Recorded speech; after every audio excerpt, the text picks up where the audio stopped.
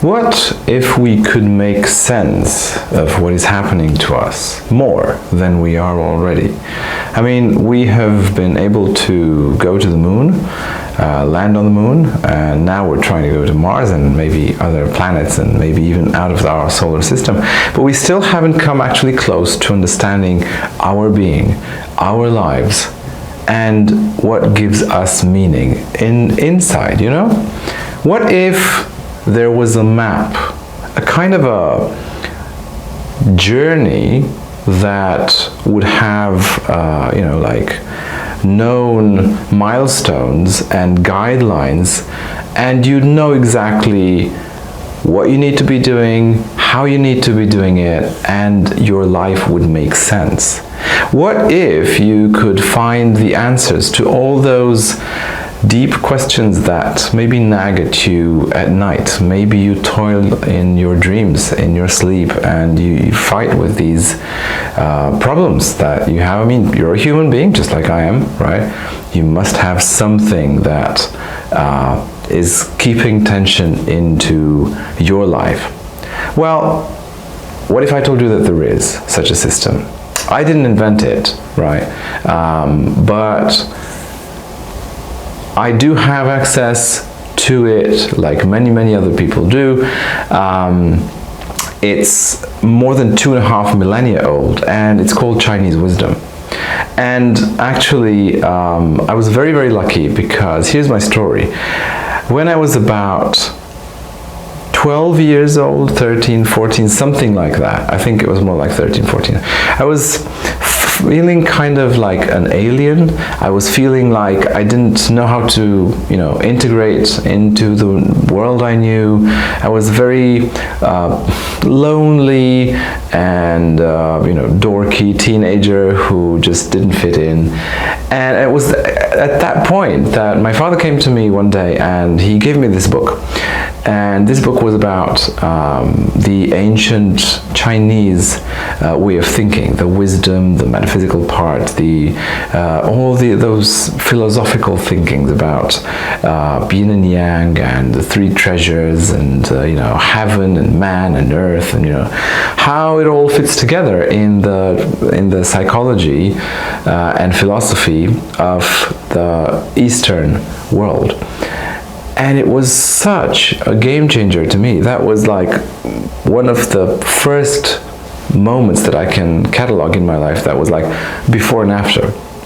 Because that completely changed my life. My father completely didn't expect that. So, sorry. I'll be coughing right through this video, so I hope you don't mind. So my father didn't expect that.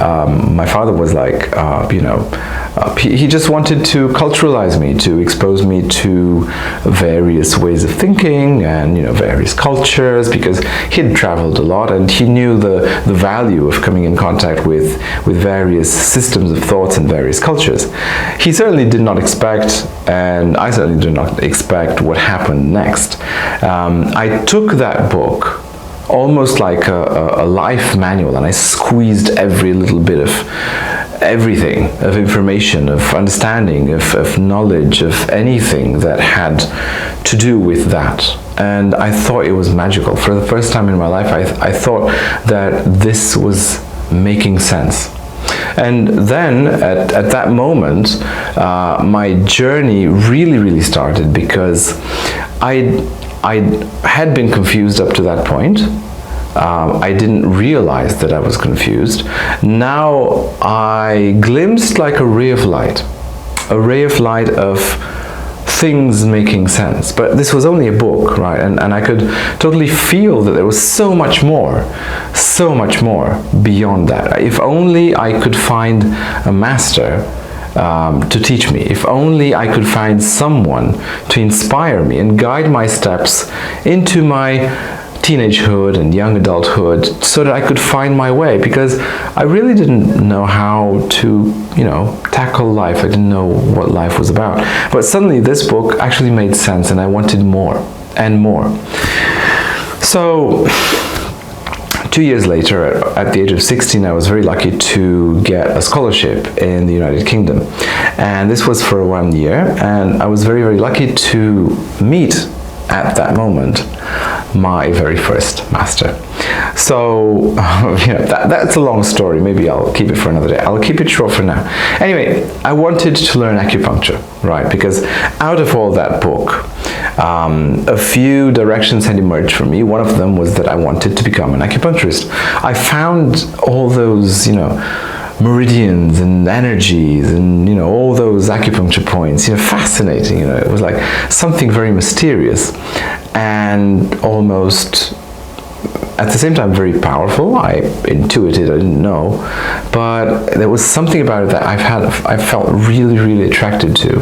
And I had this dream of meeting some Chinese master, like squinty eyes and gray old beard or white beard, and it's like very, very wise looking, and well, it wasn't meant to be. So I found this very British man with a very dark beard and very British appearance all over. I mean, I remember the first time we met. It was like we met in a pub in the UK, right? It was a very British afternoon towards evening. I think it was like 5 o'clock, and it was damp and raining outside, and I was waiting in this pub to meet this who I'd hoped would be like a Chinese master. He turned out to be a very British guy. But that's where the Britishness stopped, because beyond that, when I actually got to meet him, he was the most Chinese guy I'd ever met in his thinking. I remember our first discussion. We were at this table in the pub, and I'd come across two books that were talking about acupuncture points, and I'd noticed that between the two books, the location of one particular point was a little bit different, right? So it was either here or a little bit to the side. So I decided to ask this guy. His name was Ian, right? So I asked him, so where is it? So instead of him answering to me, it's there or it's there, and I should have, believed him, he actually hovered his finger around the point, or over the point, right? And he mentally activated the point with his intention. And he said, you tell me where it is. And to me, that was like, wow, it was like, oh my God, that was so Zen-like. He was the master that I'd been expecting. So anyway, long story short, what happened was that I started studying with him. I stayed with him. I was going to his clinical practice there, and I would study books, and we would have long conversations about acupuncture and Eastern philosophy and Tai Chi and the 5 elements and everything that is in Oriental philosophy. So anyway, what happened was that I got so in love with this, because finally my dream had come true. Finally my yearning to have a master had come true. But the problem was that my scholarship was going to end. It was only 1-year scholarship, right? Only. And it was going to come to an end. So what was I going to do? I didn't know.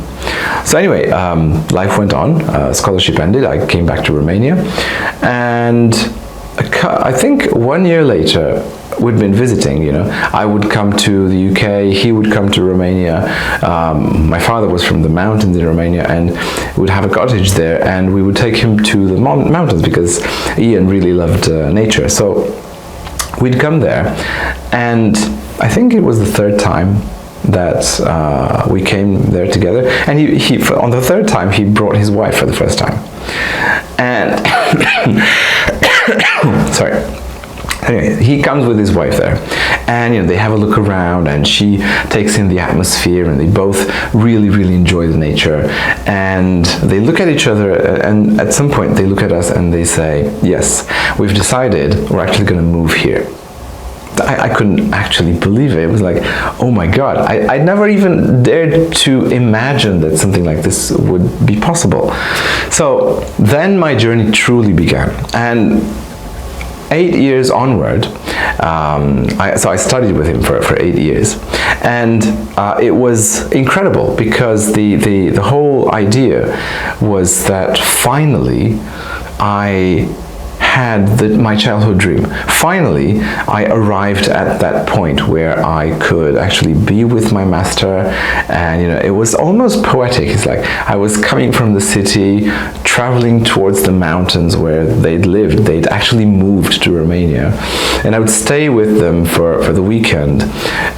So over this period, I'd started seeing patients and all that. In the meantime, I was also actually studying Western medicine. So I studied Western medicine in parallel with Chinese medicine, and I'd started my little own practice with acupuncture, and it was very, very interesting because I would gather patient files and prepare my questions, and went off to the mountains to see my master, and so I was, I had a burning curiosity and desire to know and understand and all that. And first thing he would do is like, let's have a cup of coffee, and after that let's have a cup of tea, and after that let's have a glass of wine, and so on it would go. And I was thinking, I've come here to learn. I've brought all these patient files. I have all these many questions, and let's get it deep into it. And why are you hurrying? Where is your hurry? Let's go for a walk. Okay, so during the walk, can I actually ask you about the patients? No questions. Just take in the energy, right? What season are we in? He would ask me these kinds of questions. What season are we in? It's spring, you duh. Yes, it's spring. Why are you asking me? Well, how do you know it's spring? What do you mean, how do I know it's spring? Come on, what do you mean? I have important questions to ask you. How do you know it's spring? Well, the grass is growing and the trees are, getting green and all that. And yeah, but how do you feel when it's spring? And so he would go on and on and on and on. And he would actually not give up until he would actually force me. Took me a while to understand his style. Forced me to actually go much, much deeper than just the cognitive level of understanding a simple thing like seasons. What is the dynamic in spring? How is it different from the dynamic in summer? How is it different from the dynamic in autumn? How is it different from the dynamic in winter? How do you feel when it's winter? How do you feel when it's summer? How does your behavior change? How does other people's behavior change? So he took me through the 4 seasons, and he taught me, everything from the 5 elements in Chinese thinking to everything, right? And it was very kind of an intuitive and experiential approach. It was like I was supposed to feel stuff, to live stuff, to contemplate stuff. There was a lot of reflection going on. He gave me essays to write. There was a lot of awareness generating habits. Anyway, all that plus many books and many courses and many years of teaching and hundreds of hours of discussing things with him, gradually it sank in. And because I started from such a young age, I didn't actually realize that the answers that I was getting were so profound, and they actually came at a time where my thirst for bearings in this world was immediately met with the right answers, and my soul would be at peace. This was not only a cognitive endeavor, this was also paralleled by treatments, right? Acupuncture treatments, but not any kind of acupuncture treatments. I'd been lucky enough to have met a practitioner who actually was very much into emotional acupuncture, right? So if you've heard anything about acupuncture, it's most likely that what you've heard is that it's good for some physical stuff, right? But what you probably don't know is that it's extremely deep and profound. It goes much deeper than just the physical stuff. It goes into the emotions. It goes into a deep understanding and translation of the human being and the psyche and the spirit of the human being, translated into things like 5 elements and yin and yang and 8 principles and 3 treasures and many other things like that. So his teachings for me were not only cognitive. Actually, he went to great lengths to take me out of the cognitive and into the experiential, into the body, and into the transformation itself, which was triggered by acupuncture. Instead of him teaching me things that I could read in books, he put a lot more emphasis on teaching me through me experiencing things. Like, for example, what is the essence of summer? Okay, we could list some things, right? But the element corresponding to summer is fire, right? So how do you feel about fire? It's like, it's expansive. How are people in the summer? Well, they're chatty and they're laughing and they're socializing and they're partying and there's laughter everywhere and there's socializing and there's a lot of vibrance in the air, right? But how do you feel the meridians of fire, the points on the fire meridians, like heart, small intestine, pericardium, atrial burner? These were not questions that would be getting answers. He would actually do treatments on me and I would experience them. And such was my preparation, such was my journey, that year after year after year, under his guidance, I grew, and my understanding became deeper. And gradually, I started helping more and more people in turn. So, why am I telling you this? Because I have been very, very, very lucky. I have been so incredibly lucky, because my journey actually didn't even stop here with acupuncture. Later on, much later on in life, I was even luckier to find the completion of the system, the other pieces of the puzzle, which are like Chinese astrology, and which are in addition to Chinese astrology and acupuncture, feng shui, right? So what do these 3 have together? Well, to me, the understanding came together as a whole, as a unified whole, as something that is complete. And I explored this, again, in the same approach that I'd been taught, again, in the experiential approach. I lived the astrology teachings. I lived them. I tested them on myself. I tested them on many people, hundreds and hundreds of people. Similarly with feng shui, right? So I've tested everything. I experienced everything. And a lot of interesting conclusions came out. And I was so vibrating with all these pieces of information, and it's not actually the pieces of information, it's the changes in perception that were bursting out.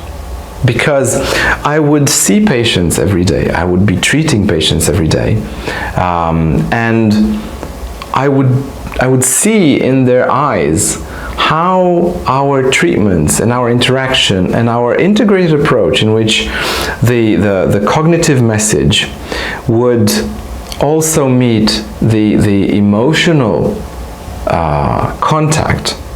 Because in the meantime, I also studied psychotherapy and psychology and stuff like that. So it would meet the psychological part, the emotional part. And to this connection, rational, emotional, human, right? There would be the body connection. What do you mean by the body connection? There is one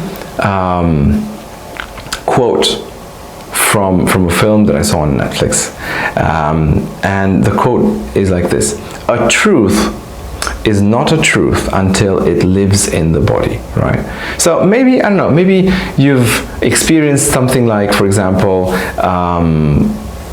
understanding some of your past traumas, right? Understanding how you got there, the logic behind it, understanding why, I don't know, maybe your parents behaved the way they did, you know, even though they were perhaps well-intentioned, but they didn't actually mean to do what they actually did, but they meant well, right? Even though it wasn't so good for you, right?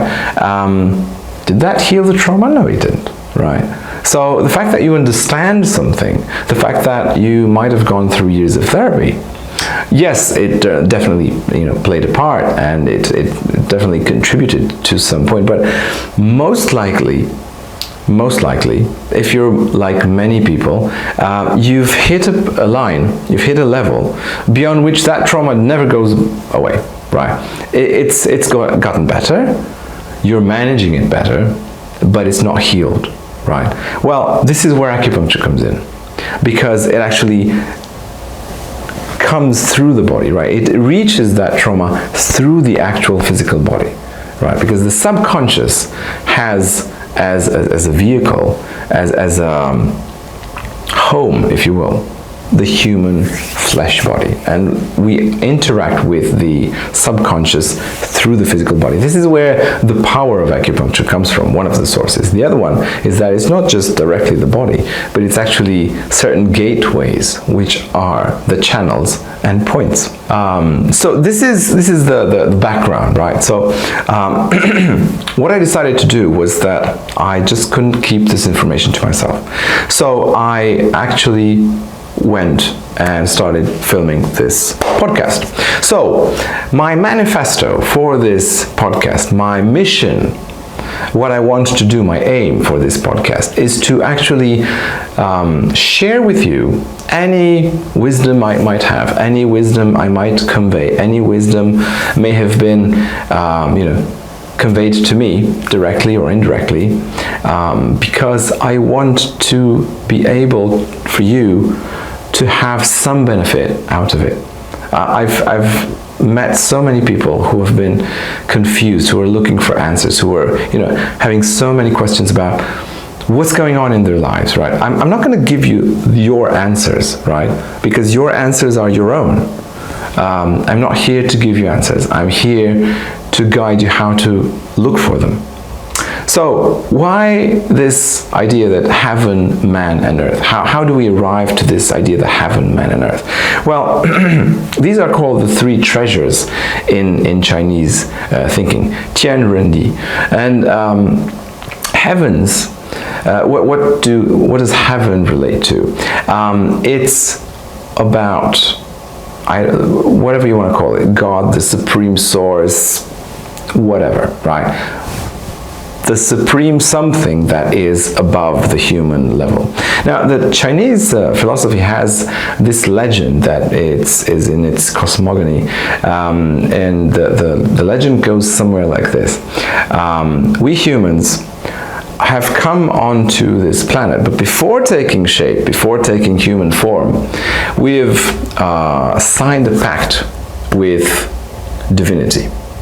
And the pact goes like this, right? Divinity bestows upon us a kind of a mission, a kind of a blueprint of evolution, a kind of spiritual path, if you will. A spiritual path of development, a spiritual path of experiences. It's like setting up a chessboard in a certain way so that it's like a chess problem, right? It's like, white moves and checkmates in 3 moves or something like that, right? We need to find the solutions. It's not so much about what is happening. It's much more about what our conclusions are from what is happening, from what we live through, right? So we have a curriculum. Now, the idea is that we have also free will, right? So it's not like we're forced to do something, right? What we are kind of forced to do is to be born in a certain set of circumstances, whether we like it or not. What we do from there goes through our free will. So the pact consists in the following. Divinity is okay to, is okay, takes it upon itself to keep us healthy, wealthy, harmonious, fulfilled, at peace, basically everything good and nice, as long as and in as much as we follow the breadcrumbs that divinity has placed for us. Basically, as long as we manifest the potential that divinity has given us, we are protected.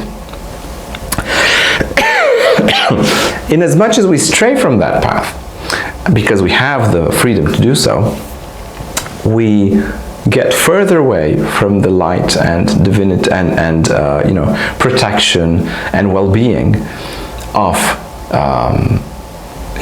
divinity, right? So basically, this is a very nice concept to have, but it sounds like a little bit like a legend, like a nice story. What's the application of it? It's like, why are you boring me with this? Well, you know what? I found this to be incredibly deep and incredibly true in my practice with patients in the clinic. What do I mean? For example, let's say autoimmune diseases. Autoimmune diseases are basically diseases that are generated from the immune system, which is confusing self structures like your own body cells as if they were enemies, and it attacks the body, and hence inflammation, and hence tissue destruction, and various diseases that stem from the destruction that your own immune system is wreaking havoc on your body. So anyway, what does this have to do with anything? In the physical/emotional understanding from acupuncture, we understand that such a process most likely has its roots in like an internal conflict, internal emotional conflict. Okay, so this internal turmoil stems from the fact that you're not okay with some things as they are. There is a conflict in your life. You haven't come to peace, you haven't come to terms with some of the things, some of the dynamics that are present in your life, right? So, how do we deal with it? Well, we do acupuncture, and then it's a whole complex process, which we'll talk about in other podcast episodes. So, the idea about heaven and man and earth is that what I wanted to get to is that the biggest generator of internal conflict is this part in which we step away, we stray off the path, right? We go into directions which are not our own. When we don't feel we are on our path, we're confused, we're unhappy, we're tormented, and it's like there's an internal conflict which can go as far as becoming physical, translating into physical diseases, right? However, if that person is able to come to an understanding of what his or her path is and to actually implement it in their lives, incredible healing potential is unleashed. I've seen this time and again, time and again, time and again. Okay, so how do we find this? How do we do this? How does acupuncture work in helping someone out with that? Well, the heaven part is much more easily described through Chinese astrology. So the heaven part has this connection to understanding, has this connection to the idea of, I want to understand who I am, what am I supposed to do, why am I supposed to be doing that, what are my lessons, what are my challenges, at what stage in my life am I in right now? how much have I understood from what's happened in my life, right? So this is the heaven part, this is the understanding part.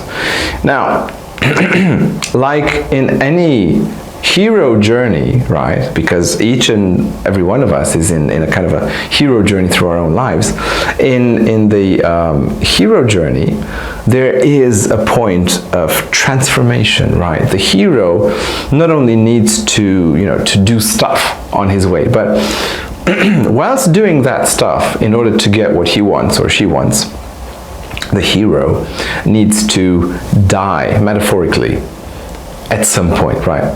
Basically, his perception, his way of thinking, his way of approaching life needs to die at some point, to be reborn, so that he or she becomes a better version of themselves, right?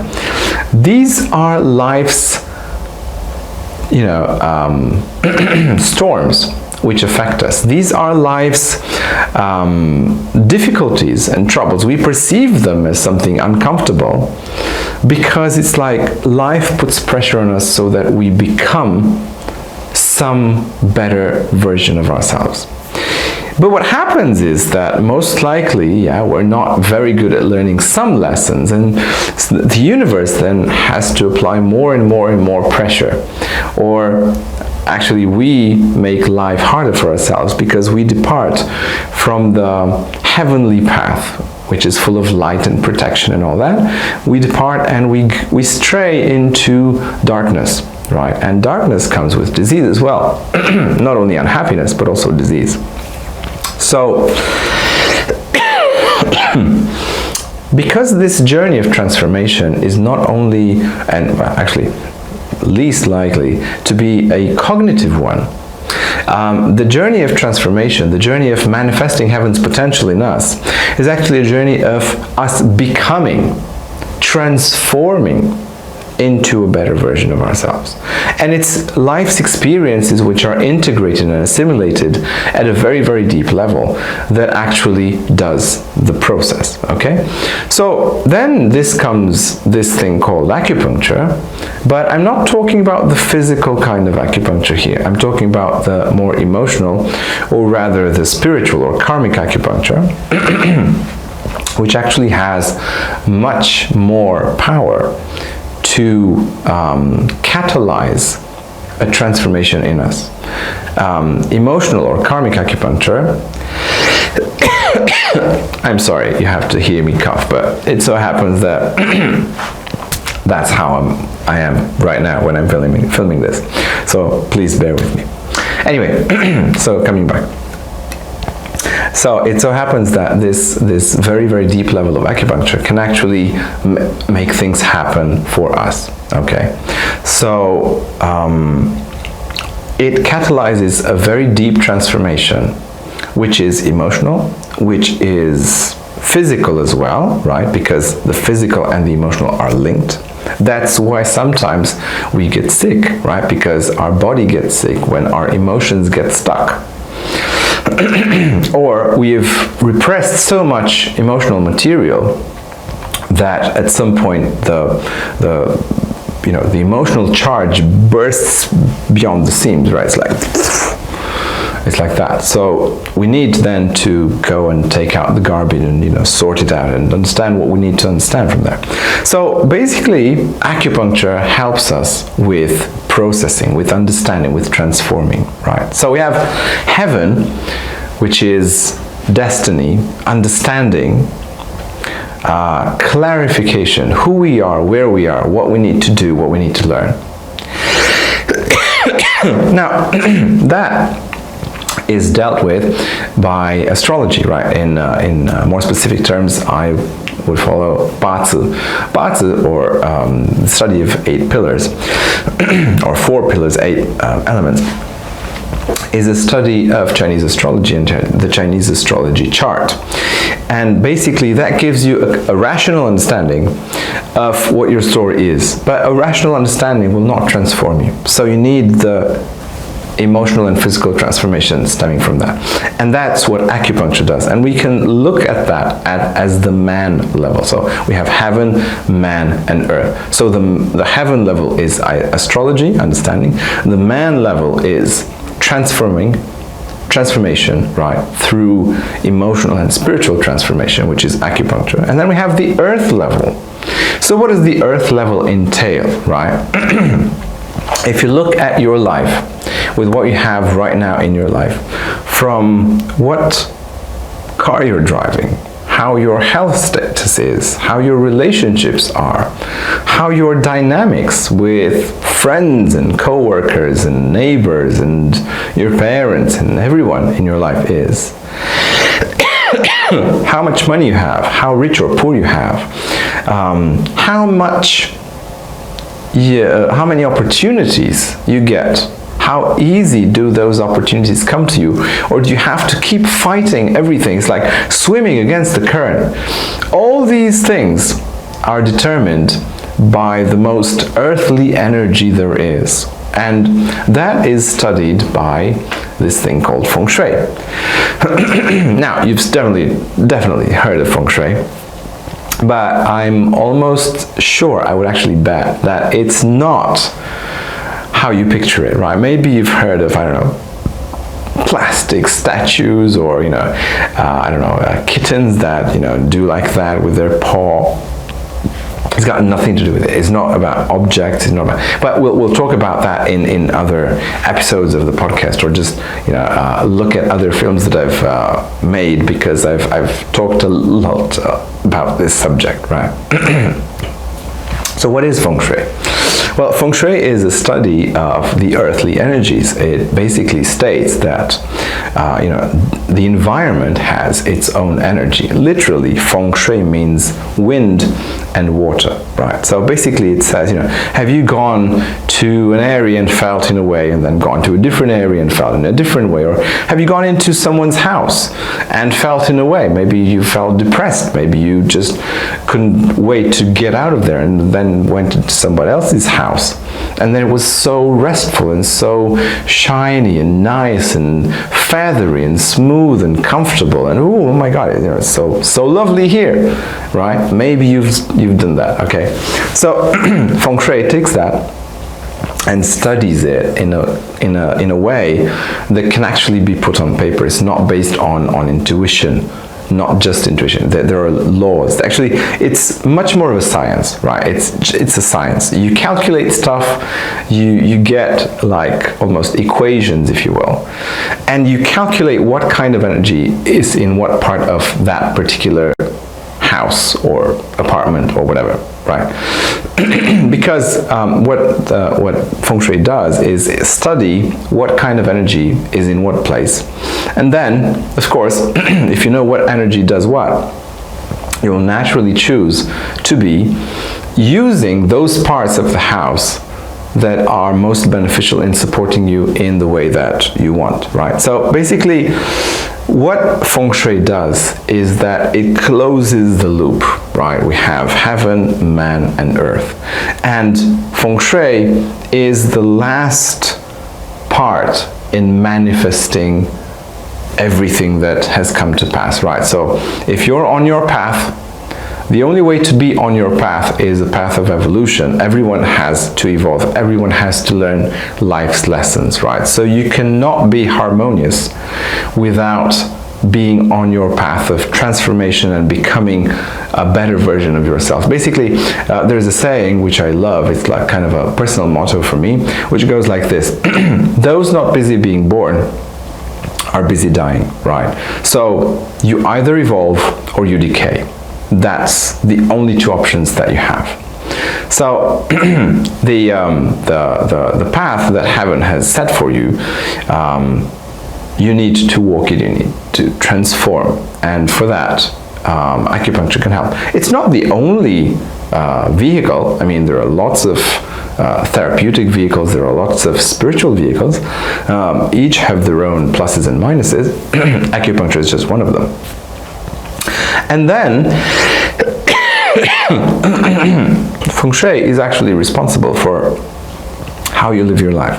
Now you may be thinking, but you know, I haven't actually used neither Chinese astrology, I haven't used acupuncture, I haven't used feng shui.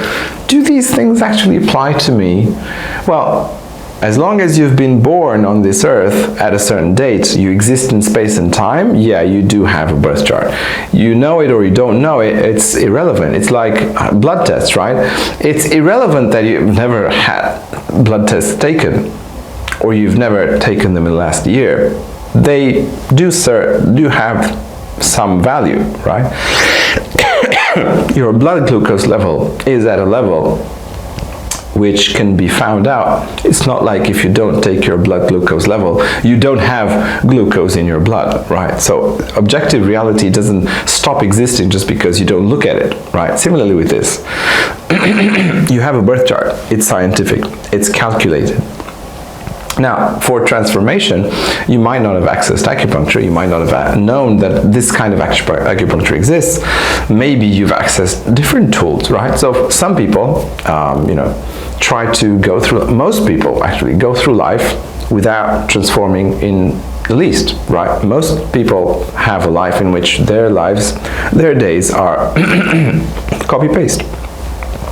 Not much happening there. And they just, you know, get born and they go through life and all that. But if you want to have a good life, then evolution is compulsory, and learning lessons is compulsory, and any help you can get is welcome. So feng shui, what it does is that it understands why you're living the life that you're living right now, whether it be a good life, whether it be a bad life, right? And each of us has lessons to learn on different levels. Like, for example, some of us have lessons to learn in the realm of maybe health, right? Or maybe relationships, or maybe finances, or maybe, you know, how we are with ourselves, whether we are, you know, happy with ourselves, whether we think we're not good enough, whatever, right? And it could mean that on some level you've done a pretty good job of learning those lessons and you might be okay on those levels of life. On other levels, it's like you're way behind and your suffering, especially your physical suffering, is most likely linked to those levels, right? So we have heaven, man, and earth. And these three enable us to understand, when we divide the world into heaven, man, and earth, to understand what makes a life complete. Understanding where we are, who we are, why we're there, having the tools necessary to transform and evolve and heal, and then actually manifesting that internal transformation into external success. It's like, you know, transforming wisdom into, I don't know, money, good relationships, happiness, fulfillment, the ability to enjoy the small and happy and nice things in life, the ability to live healthy and have energy, right? So this is the whole thing that my podcast is going to be about and exploring. So I hope I've whetted your appetite.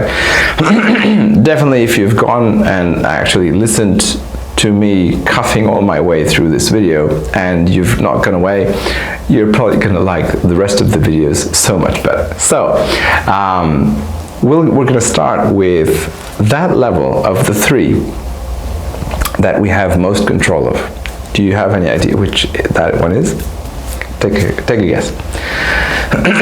It's us, right? It's our transformation. That's the only thing we can control.